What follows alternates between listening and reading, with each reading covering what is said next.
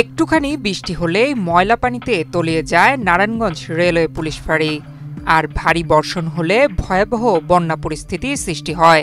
বৃষ্টি নামলে পড়া পানি এক সপ্তাহ থাকে, কিন্তু এখন আরো একটু বেশি সময় থাকবে, কারণ এখন পানি তো অনেক হয়ে গেছে, মানে প্রায় গিরা পানি পর্যন্ত হয়ে গেছে। পানি কমতে অনেক সময় লাগবে, আরও বৃষ্টি হলে তো আরও অনেক পানি হবে। পানিরই সমস্যা বেশিরভাগ, আমাদের পানির সমস্যা। দেখেন আমরা পোশাক পরেও বাইরে যেতে পারি না আর কি, যে আমাদের ডিউটি করবো পোশাক পরে যাইতেও অনেক কষ্ট হয়। পোশাক পরে ওইখান থেকে বাইরে বোট হাতে করে নিয়ে পরে ওইখানে যে স্টেশনে যে আমরা বোট করে তারপরে ডিউটি করি। ময়লা পানিতে ডুবে থাকা এই পুলিশ ফাঁড়িতে নিয়মিত কার্যক্রম চালিয়ে যাচ্ছেন পুলিশ সদস্যরা। হাঁটু সমান পানি মারিয়ে দায়িত্ব পালনের পাশাপাশি এখানেই বসবাস করতে বাধ্য হচ্ছেন কেউ কেউ। ফাঁড়ির আঙ্গিনা থেকে শুরু করে কক্ষেও প্রবেশ করছে দুর্গন্ধযুক্ত ময়লা পানি।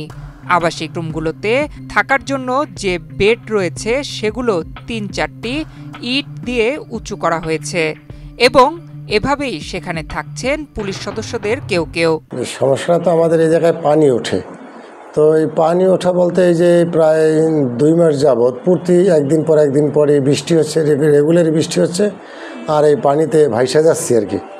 তো এই ব্যাপারে হয়তো আমাদের এসপি স্যার ওই দিন আসছিল আমরা বলার পরে, তো এসপি স্যারে আমাদের ঢাকা জেলার এসপি স্যার মাননীয় পুলিশ সুপার মহোদয়, তো উনি রেলের কর্তৃপক্ষ যে সর্বোচ্চ কর্তৃপক্ষ যে আছে ওনার সাথেও বিষয়টা আলাপ করছে, বা আমরা এই ব্যাপারে লিখিত অভিযোগও দিচ্ছি যে আমাদের এই সমস্যা, এই যে ফ্লোর উঁচাকরণ, উপরে সিলিং নেই, থাকার পরিবেশ নেই, একদম জরাজীর্ণ অবস্থা, যেটা আপনারা নিজেরাই দেখতেছেন।